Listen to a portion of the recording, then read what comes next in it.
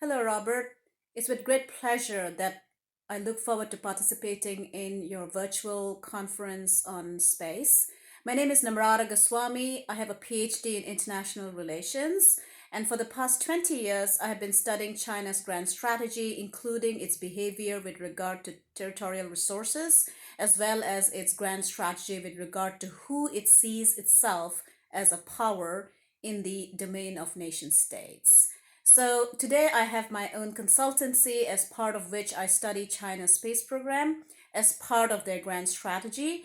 And in April 2019, I testified to the US China Economic and Security Review Commission on China's space strategy.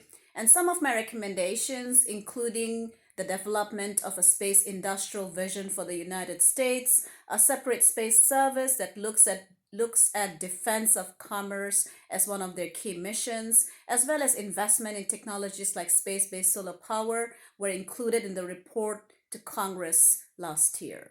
So why do we need to look at China? For one, China is the only country with the longest term vision for space, which includes the year 2049. So, in terms of that vision, it's very interesting to see that China has articulated three goals to be achieved. One is permanent space presence in low Earth orbit, by which I mean they plan to establish their own permanent space station by 2022, and they are launching components of the station this year. Second, they want to become the lead nation with regard to lunar industrial presence. And as part of that goal, they have actually invested in sending a rover and a lander to the moon several times, including a landing on the far side of the moon last year. And as part of that mission, they've included a radar that is prospecting the lunar surface as we speak. Now, finally, the final mission for them is to develop nuclear propulsion using lunar resources like helium 3, which they are prospecting for, to be able to go to further planetary probes with much less time. So that's the final goal that they have articulated.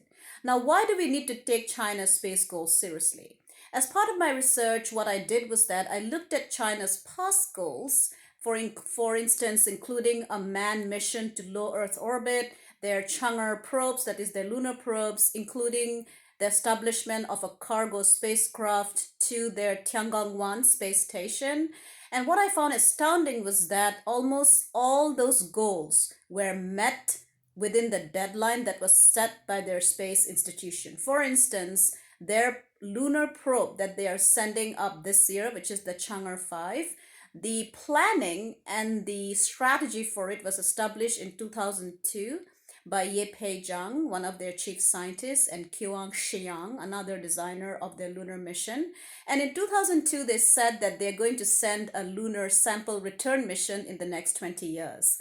And in fact, in December 2020, China will be launching the Chang'e 5 lunar sample return that will actually bring back samples of the moon to Earth for them to study.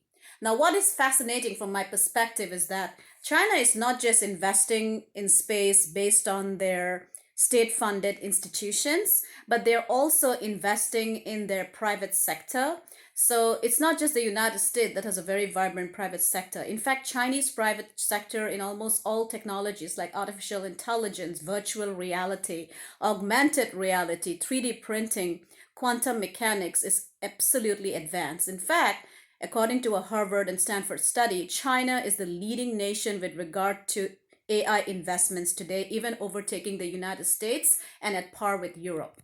And for instance, in space, some of the technologies that their private sector are looking at is reusable launch capability, 3D printing, automated mining on the moon, augmented reality, settlement, building up constructions that would enable human settlement on the moon.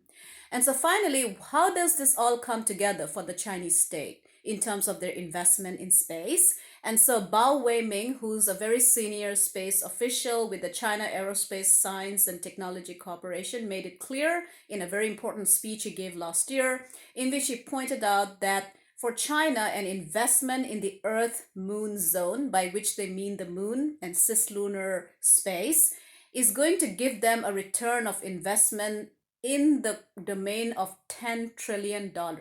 So, from his perspective, China's investment on its low Earth orbit presence, the lunar construction of bases, deep space exploration is going to be extremely critical for China's national rejuvenation, economic development, and to meet President Xi Jinping's China space dream of making China the foremost space nation in terms of space technology by 2049.